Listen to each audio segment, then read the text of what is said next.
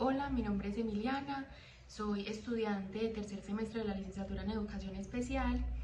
y hoy les voy a hacer un video donde les voy a compartir todos los aprendizajes que fui construyendo a lo largo del curso en educación y dificultades en el aprendizaje de la matemática. Y más que venir como a repetirles una teoría o,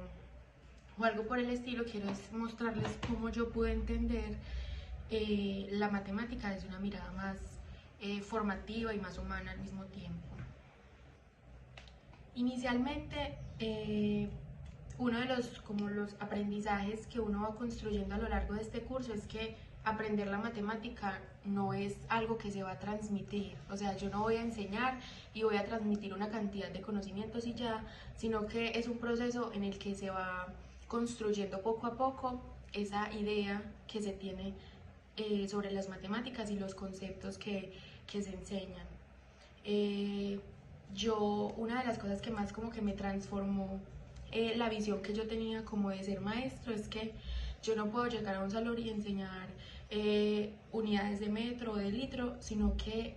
inicialmente uno debe trabajar primero los atributos del entorno, entonces comparar, estimar, clasificar, reconocer qué se puede medir y cómo, y además enseñarles a manipular los conceptos para que así ellos puedan interiorizarlos más fácil. Entonces, aprender las clases y volver a entender muchos conceptos que tal vez en el colegio o en la escuela los pasé como de largo y que ahora como profe son muy importantes. Entonces, que los conceptos como medición, la estimación, las magnitudes, el pensamiento métrico, que no van a ser solo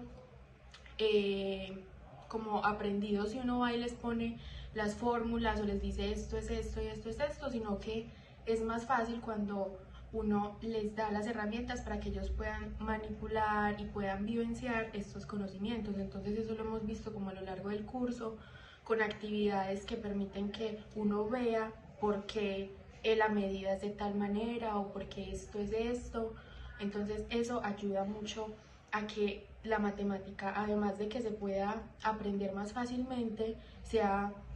divertido, sea un proceso divertido, no sea tedioso y que los estudiantes no terminen odiando como muchos de nosotros las matemáticas. Entonces, ahí empezamos a ver también cómo todo esto va coincidiendo con los lineamientos curriculares, porque las matemáticas siempre deben entenderse como algo que se construye, como un sistema que se construye desde lo más concreto hasta lo más abstracto. Y por eso, de ahí esa importancia y esa incidencia también que se tiene a la hora de decir que para que un niño pueda aprender significativamente los conceptos de las matemáticas, sea importante una acción, una manipulación, una exploración de todo lo que se necesita, ¿cierto? Para poder construir y llegar a hablar de número y de un símbolo. Bueno, y ahora hablando ya como de diagnóstico, otro de los aprendizajes que fui interiorizando durante el curso es que cuando hablamos de una comprensión de un diagnóstico o algo por el estilo, no hablamos de cuando un estudiante gana o cuando un estudiante pierde, sino que empezamos a analizar cómo piensa, qué estrategias usa el estudiante, en qué se equivoca y por qué se equivoca, para así también poder no señalarlo por el diagnóstico, sino mirar y encontrar por qué camino como docentes debemos ir y encontrar unas estrategias que le permitan al estudiante alcanzar unos logros que a pesar de sus dificultades se trate de lograr. De esta manera entendí los criterios de la autora Jimeno que mencionaba la profe en sus diapositivas, que fueron especificidad, que es como un dominio específico para el diagnóstico, una discrepancia, que es hallar esa diferencia que hay entre el potencial y los logros actuales que ha tenido el estudiante, y la exclusión, que puede ser de carácter ya sensorial, mental, emocional, sociocultural y también como en la enseñanza. Además de ahí es muy importante la comprensión de un diagnóstico de algo como humano, de algo cuidadoso y muy orientado hacia el apoyo, no al castigo por no aprender eso, sino más bien al apoyo de si no lo aprendes de esta manera, de qué otra lo puedes hacer. Y también unas propuestas que se mencionaban para el diagnóstico, y la idea es que pues se puedan evidenciar esas dificultades significativas en algún área dentro de las matemáticas, la disfunción en el sistema nervioso central o en el procesamiento de la información, que eso lo vamos a ver un poquito más adelantico, ya se los explico. También la dificultad del aprendizaje psicosocial y física o sensorial. Entonces hay varios factores que pueden mostrarnos o hacer que se vean unas dificultades en el proceso del aprendizaje de las matemáticas. Y ya entrando al tema más de dificultades, por ejemplo, hallamos una importancia muy grande en la diferencia que hay entre acalculia y discalculia. Entonces empezamos a entender que la acalculia es adquirida y puede ser producto de unas lesiones cerebrales para algunas personas, y en cambio la discalculia es una dificultad del neurodesarrollo que es más relacionada con la memoria de trabajo, las funciones ejecutivas y procesos cognitivos. Entonces, eso nos ayuda a hacer como un énfasis en que la intervención en estas dificultades debe ser diferenciada, porque no van a ser los mismos procesos, ya que las causas no son las mismas. Entonces, se identifica también cuáles van a ser los niveles de apoyo que deben ser brindados de acuerdo a las dificultades, y otras también como ya en cuanto a números, ya sea la comprensión lectora o la dificultad que hay en la lectura, no saber escribir también adecuadamente los números puede generar ahí confusiones, una dificultad,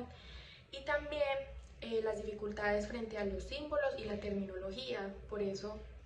es importante ir desde lo más concreto a lo más abstracto para que sea más sencillo entender por qué un número se escribe de cierta manera y no de otra. Y también otras dificultades asociadas a las operaciones son la agilidad que pueden haber para realizarlas, la realización correcta y finalmente pues una comprensión de un tema y el paso a paso para realizarlo. Entonces,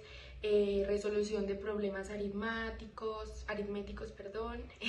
razonamiento matemático y la formación de esos conceptos en su cabeza. Y otra cosa también que aprendí es que no es solo como decir unos números, sino que hay unos procesos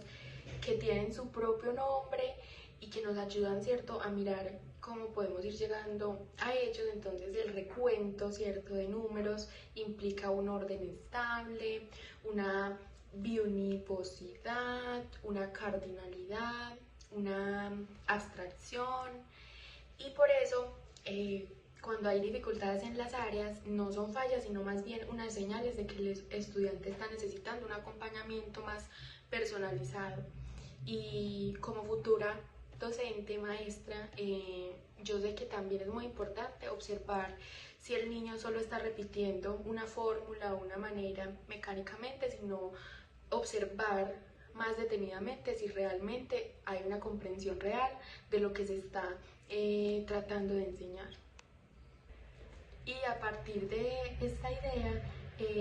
algo que cambió mi visión fue que los errores en matemáticas no se ven como fallas, como errores, como fracasos, sino más bien como información. Cuando uno se detiene a mirar un error de un estudiante, uno puede mirar los diferentes procesos cognitivos por los que están pasando ellos para llegar a una respuesta, y se puede notar si un error se trata de una estrategia o de un procedimiento o también de la misma comprensión. Entonces, por eso la evaluación en estos procesos no es algo como más de nota ni nada, sino que es un proceso formativo del cual se puede retroalimentar y mirar de qué manera se puede mejorar las estrategias o encontrar las formas en las que ellos van a llegar a un concepto o a un proceso más fácil.